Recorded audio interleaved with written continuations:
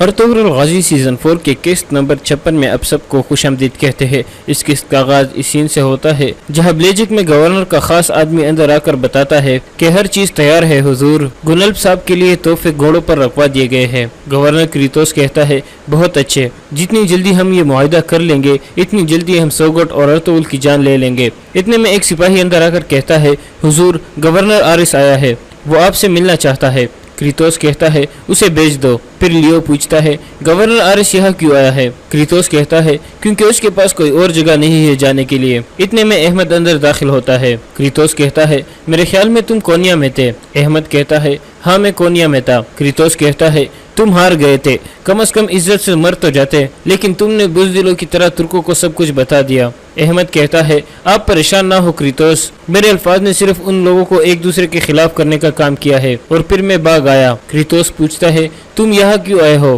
احمد کہتا ہے ارطغرل کی وجہ سے۔ ارطغرل نہ صرف میرا دشمن ہے بلکہ ہم سب کا دشمن ہے، ہم صرف متحد ہو کر اسے شکست دے سکتے ہیں۔ میں ارطغرل اور اس کے ساتھیوں کو بہت اچھی طرح سے جانتا ہوں۔ یہ سن کر کریتوس کہتا ہے تم اس سے ہار گئے تھے اور تم کہہ رہے ہو کہ تم اسے اچھی طرح سے جانتے ہو، تم نے اس قلعے کو کھو دیا جو ایک لمبے عرصے سے ہمارے شہنشاہ کے پاس تھا۔ احمد کہتا ہے ہمارے شہنشاہ کے پاس قسطنطنیہ بھی ایک لمبے عرصے سے تھا اور وہ انہوں نے لاطینی شہنشاہ کو کھو دیا، لیکن اس کا یہ مطلب نہیں کہ ہم ہار مان لے اور اسے واپس نہ لے۔ کریتوس کہتا ہے میں تمہیں اپنے پاس نہیں رکھنا چاہتا، میں ہمیشہ جیتتا ہوں، میں شکست خوردہ آدمیوں کے ساتھ نہیں چلتا۔ احمد کہتا ہے جیسے تمہاری خواہش کریتوس، لیکن میں یہاں جہنم کے جنگجوؤں کی لیڈر کے طور پر آیا ہوں، لیکن اگر ہم متحد ہو جائے تو ہم کراجیسر قلعہ اور تمہارے بیٹے کا انتقام دونوں لے سکتے ہیں۔ یہ سن کر کریتوس بیٹھ جاتا ہے اور کہتا ہے ٹھیک ہے، لیکن یہ تمہارا کوئی اختیار نہیں ہوگا۔ احمد کہتا ہے میں ارطغرل اور ترکوں سے انتقام لینے کے لیے کچھ بھی کر سکتا ہوں۔ کریتوس کہتا ہے ٹھیک ہے،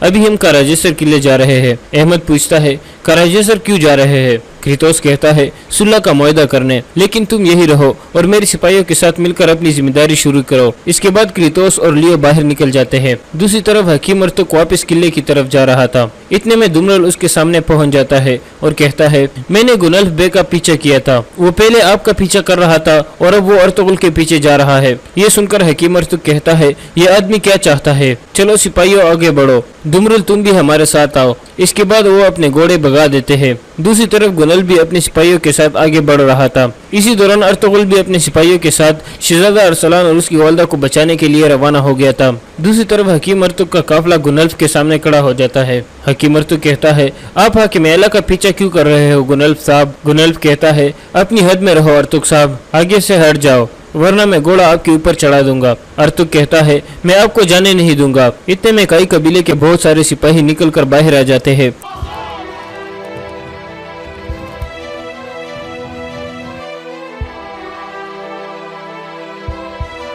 پھر حکیم ارطغرل کہتا ہے میں نہیں جانتا کہ آپ کے دماغ میں کیا ہے گنلف صاحب، لیکن اگر آپ ارطغرل صاحب کے لیے جال بچھانا چاہتے ہو تو اس کی کوشش بھی مت کرنا۔ اس کے بعد گنلف اپنے سپاہیوں کو لے کر پیچھے مڑ جاتا ہے۔ تھوڑی دور جا کر گنلف کہتا ہے بظاہر لگتا ہے کہ ارطغرل القرہ کی طرف جا رہا ہے، ہمیں پتہ لگانا ہوگا کہ کیوں۔ امیر سلاطین ہمیں مہمان خانے میں ملنے والے تھے، ابھی ہم اس طرف جائیں گے۔ اس کے بعد وہ سب آگے بڑھ جاتے ہیں۔ دوسری طرف التنبا کی نگرانی میں قافلہ جا رہا تھا جس میں شہزادہ ارسلان اور اس کی والدہ کو قید کیا گیا تھا۔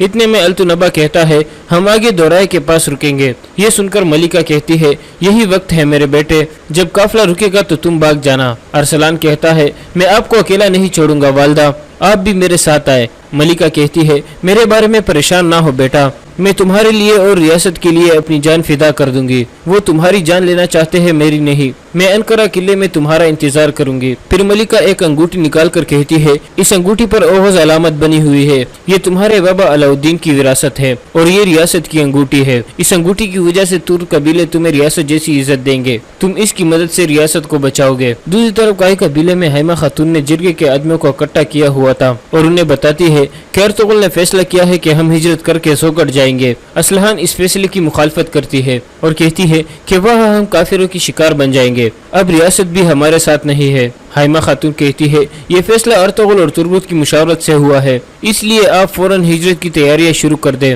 اگر کسی کو اعتراض ہے تو وہ خود ارطغرل سے بات کر لے جب وہ واپس آئے گا۔ دوسری طرف التنبا کا قافلہ ایک جگہ رکا ہوا تھا۔ التن ملکہ خاتون کو کہتا ہے آپ کو کسی چیز کی ضرورت تو نہیں ہے ملکہ خاتون؟ ملکہ کہتی ہے نہیں، تم ہم سے دور رہو۔ التونبا دل میں کہتا ہے بہت جلد میں تم دونوں سے نپٹ لوں گا۔ پھر وہ ایک طرف جا کر بیٹھ جاتا ہے۔ اس قافلے میں کچھ سپاہی ملکہ کے ساتھ تھے۔ کچھ دیر بعد وہ اشارہ کرتے ہیں کہ اب شہزادہ ارسلان بھاگ سکتا ہے۔ یہ دیکھ کر ملکہ اپنے بیٹے کو کہتی ہے چلو بیٹا، وقت آ گیا ہے۔ پھر شہزادہ ارسلان اپنی والدہ کو اللہ حافظ کہہ کر بھاگنے لگتا ہے۔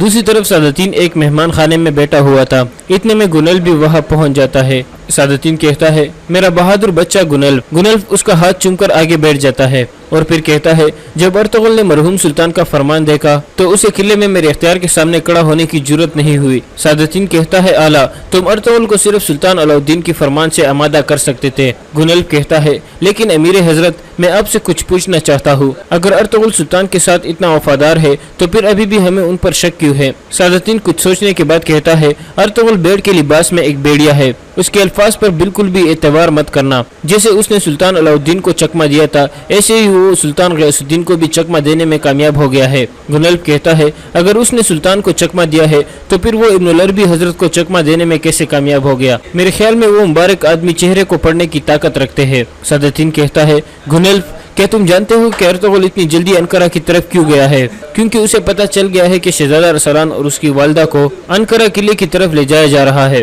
گنل کہتا ہے یہ آپ کیا کہہ رہے ہیں امیر حضرت؟ سعادتین کہتا ہے میرے خیال میں ارطغرل سلطان غیاث الدین کے خلاف بغاوت کرنے کا منصوبہ بنا رہا ہے۔ میں نے سنا ہے کہ وہ کچھ باغی ترک قبیلوں کے ساتھ ملا ہوا ہے اور اس کام میں ارطغرل کے سارے بھائی بھی ملے ہوئے ہیں۔ یہ سن کر گنل کہتا ہے تو پھر ارطغرل کا سر اتارنے کا وقت آ گیا ہے۔ امیر حضرت، مجھے اپنے ساتھ آنے کی اجازت دے۔ سعادتین کہتا ہے میں تمہیں ایک اہم ذمہ داری دے رہا ہوں گنل۔ گورنر کی توس کا راجیسر قلعے کی طرف آ رہا ہے۔ میں چاہتا ہوں کہ تم ریاست کی طرف سے اس کے ساتھ صلح کے مذاکرات کرو۔ اس خط میں تمہیں مزید معلومات مل جائے گی۔ اب فوراً قلعے واپس چلے جاؤ، ارطغرل کو میں دیکھ لوں گا۔ پھر گنل اس کا ہاتھ چوم کر واپس چلا جاتا ہے۔ اتنے میں ایک اور آدمی اندر داخل ہوتا ہے اور سعادتین کو بتاتا ہے کہ ہمیں التونبا کی جگہ کا پتہ چل چکا ہے امیر حضرت۔ سعادتین کھڑا ہو کر کہتا ہے ہمیں لازمی ارطغرل سے پہلے وہاں پہنچنا ہوگا۔ دوسری طرف شہزادہ ارسلان بھاگ رہا تھا اور التون کے سپاہی اس کا پیچھا کر رہے تھے۔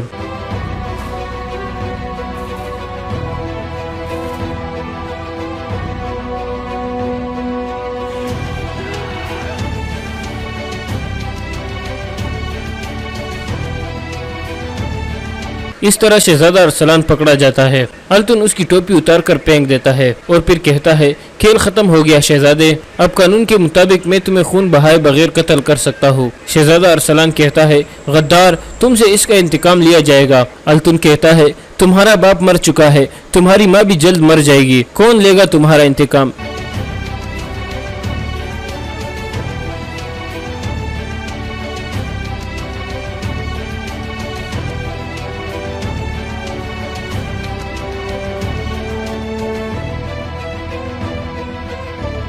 اتنے میں ایک طرف سے تیر آتا ہے۔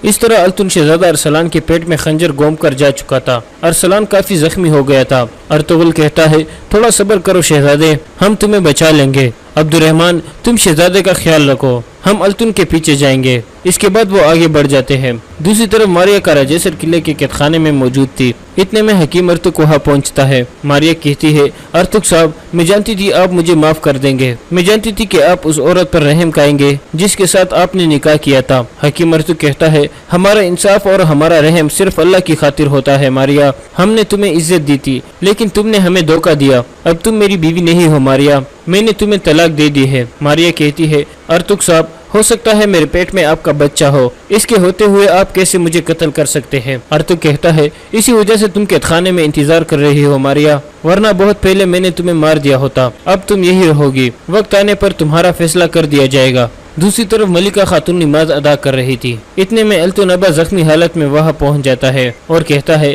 मैंने तुम्हारे बेटे को पकड़ लिया था। वो गलीज अर्तुगरुल आ गया लेकिन वो उसे बचा नहीं सका। मैंने शहजादे को कत्ल कर दिया है। ये सुनकर मलिका खातून रोने लगती है और कहती है, गद्दार, तुम ऐसा कैसे कर सकते हो, मैं तुम्हें मार दूंगी।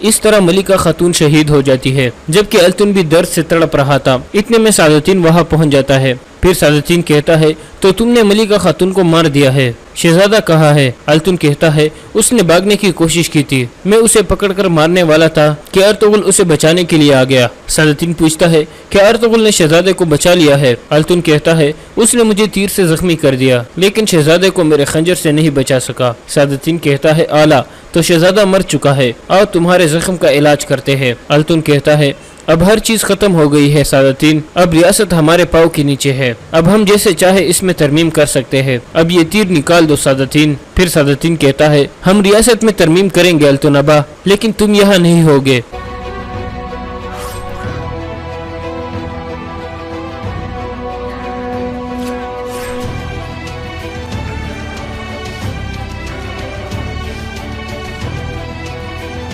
सादुद्दीन उसके पेट में खंजर गोम कर कहता है, ये रियासत सिर्फ अमीर सादुद्दीन की है, मैं अपनी रियासत और अपने राज में किसी को शराकतदार नहीं बनाता।